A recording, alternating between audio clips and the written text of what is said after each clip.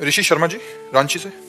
राधा वल्लभ श्री हरिवंश। महाराज जी, आपके चरणों में कोटि कोटि नमन। महाराज जी, सांसारिक जीवन में चुनौतियां आती रहती हैं और हमें लगने लगता है कि हमें सहायता की आवश्यकता है, तो हम प्राय प्रभु से सहायता मांगने लगते हैं। महाराज जी, एक और लगता है कि परमेश्वर तो परम पिता हैं, तो उनसे सहायता क्यों मांगे? मगर इसीलिए मांगनी चाहिए क्यों परम पिता है, हम उनके बच्चे हैं और उन्हीं के द्वारा रचा हुआ ये मायामय जगत है, तो हमें मांगनी चाहिए जब तक मांग है।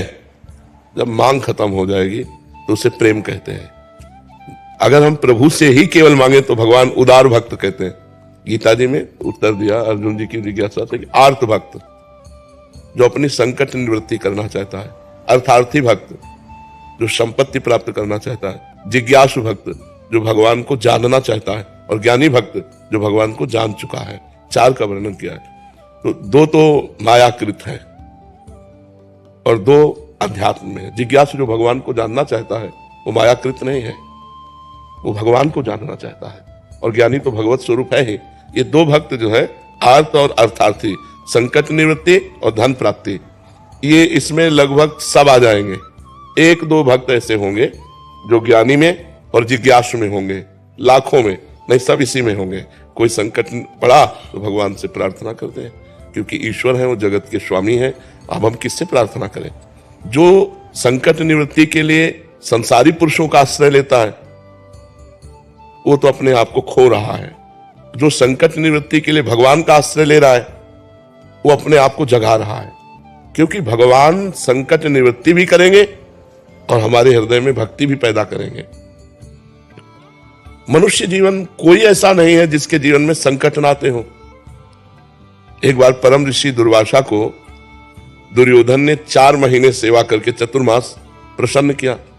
तो दुर्वासा जी बड़े सिद्ध महापुरुष है और शाप और वरदान देने में समर्थ है और क्रोधी भी है, प्रसिद्ध है, क्रोध में प्रसिद्ध है। एक क्षण में गुस्सा आ जाए ऐसे हैं वो। तो उनको प्रसन्न कर लेना बड़ा कठिन था, पर दुर्योधन ने कर लिया।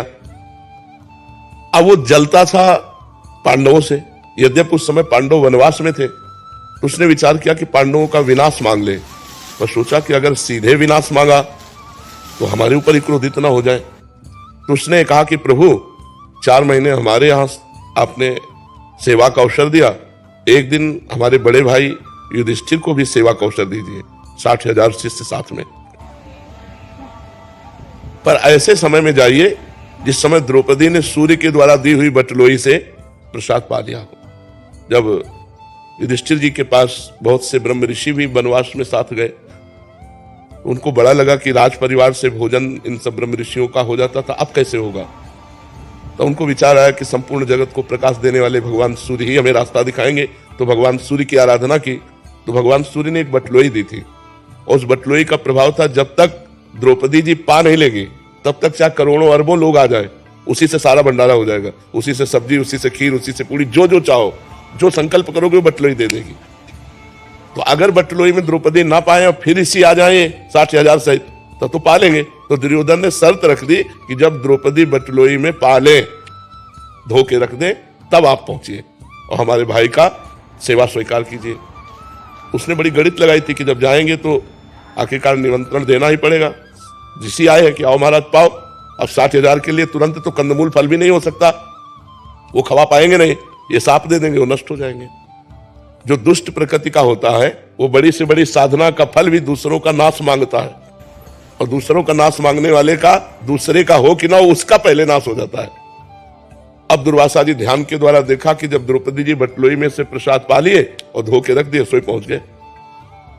अब गृहस्थ धर्म का एक सबसे बड़ा धर्म है आतिथ्य धर्म।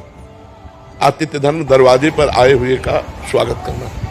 अतिथि कहते हैं जिसका कोई परिचय न हो, कोई तिथि तारीख निश्चित न हो और आ जाए तो भगवान है, ऐसा हमारे शास्त्र कहते हैं। अतिथि देवो भव। कम से कम 3 बातें तो हम कर ही सकते हैं अतिथि के साथ।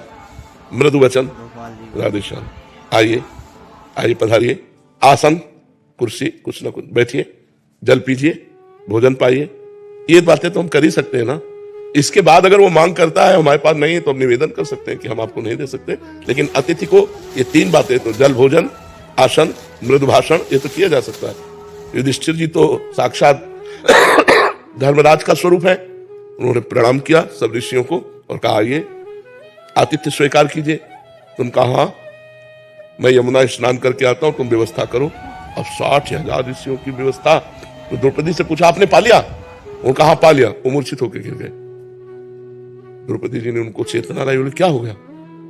उनका 60,000 ऋषि और ऐसे ऋषि, दूसरा हो तो क्षमा भी कर दे, दुर्वासा जी तो क्षमा करने वाले नहीं, अब क्या होगा?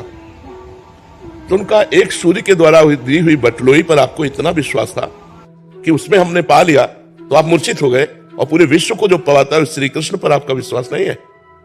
संकट निवृत्ति के विषय में बताया, उन श्री कृष्ण पर आपका विश्वास नहीं है। आप इतना मूर्छित क्यों हो गए, उदास क्यों? मैं अभी श्री कृष्ण से प्रार्थना करती हूँ, हे श्री कृष्ण, हे करुणामय।